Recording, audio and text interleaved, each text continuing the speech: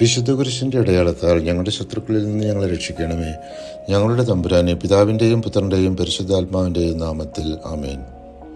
ഏലിയ പ്രവാചകൻ ആഹാബിനോട് പറഞ്ഞു, ഞാൻ സേവിക്കുന്ന ഇസ്രായേലിൻ്റെ ദൈവമായ കർത്താവാണേ, വരും കൊല്ലങ്ങളിൽ ഞാൻ പറഞ്ഞല്ലാതെ മഞ്ഞോ മഴയോ പെയ്യുകയില്ല. കർത്താവ് ഏലിയായോട് അരുളി ചെയ്ത പ്രകാരം ഏലിയ സറേഫാത്തിൽ താമസിക്കുന്ന ഒരു വിധവയോട് ഭക്ഷണം ചോദിക്കാൻ ചെന്നപ്പോൾ അവൾ തൻ്റെ നിസ്സഹായാവസ്ഥ വെളിപ്പെടുത്തി. തൻ്റെ കയ്യിൽ അപ്പമില്ല, ആകെയുള്ളത് കലത്തിലൊരു പിടി മാവും ഭരണിയിൽ അല്പം എണ്ണയുമാണ് എന്ന് പറഞ്ഞപ്പോൾ ഏലിയ അവളോട് ഒരപ്പം ഉണ്ടാക്കി കൊണ്ടുവരുവാൻ ആവശ്യപ്പെട്ടു.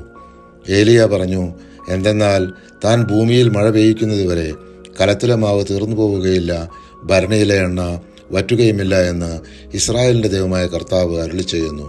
1 രാജാക്കന്മാർ 17-ാം അധ്യായം 14-ാം തിരുവചനം. ഏലിയ വഴി കർത്താവ് അരുളി ചെയ്തതുപോലെ കലത്തിലെ മാവ് തീർന്നുപോയില്ല, ഭരണിയിലെ എണ്ണ വറ്റിയതുമില്ല.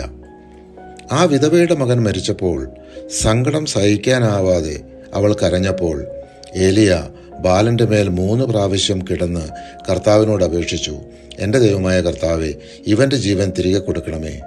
കർത്താവ് ഏലിയയുടെ അപേക്ഷ കേട്ടു. കുട്ടിക്ക് പ്രാണൻ വീണ്ടുകിട്ടി, അവൻ ജീവിച്ചു.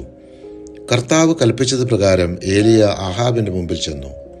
ഏലിയായെ കണ്ടപ്പോൾ ആഹാബ് ചോദിച്ചു, ഇസ്രായേലിനെ കഷ്ടപ്പെടുത്തുന്ന നീ തന്നെയാണോ ഇത്? അവൻ പ്രതിവചിച്ചു, ഇസ്രായേലിനെ കഷ്ടപ്പെടുത്തുന്നത് ഞാനല്ല, കർത്താവിൻ്റെ കൽപ്പനകൾ നിരസിച്ച് ബാൽദേവന്മാരെ സേവിക്കുന്ന നീയും നിന്റെ പിതാവിൻ്റെ ഭവനവുമാണ്. 1 രാജാക്കന്മാർ 18-ാം അധ്യായം 17-18 തിരുവചനങ്ങൾ. ഏലിയ നിർദ്ദേശിച്ച പ്രകാരം ആഹാബ് ഇസ്രായേൽ ജനത്തെയും പ്രവാചകന്മാരെയും കാർമൽ മലയിൽ ഒരുമിച്ച് കൂട്ടി. ഏലിയ ജനത്തെ സമീപിച്ച് ചോദിച്ചു, നിങ്ങൾ എത്ര നാൾ 2 വഞ്ചിയിൽ കാൽ വയ്ക്കും? കർത്താവാണ് ദൈവമെങ്കിൽ അവിടുത്തെ അനുഗമിക്കുവിൻ, ബാലാണ് ദൈവമെങ്കിൽ അവൻ്റെ പിന്നാലെ പോകുവിൻ. ജനം ഒന്നും പറഞ്ഞില്ല.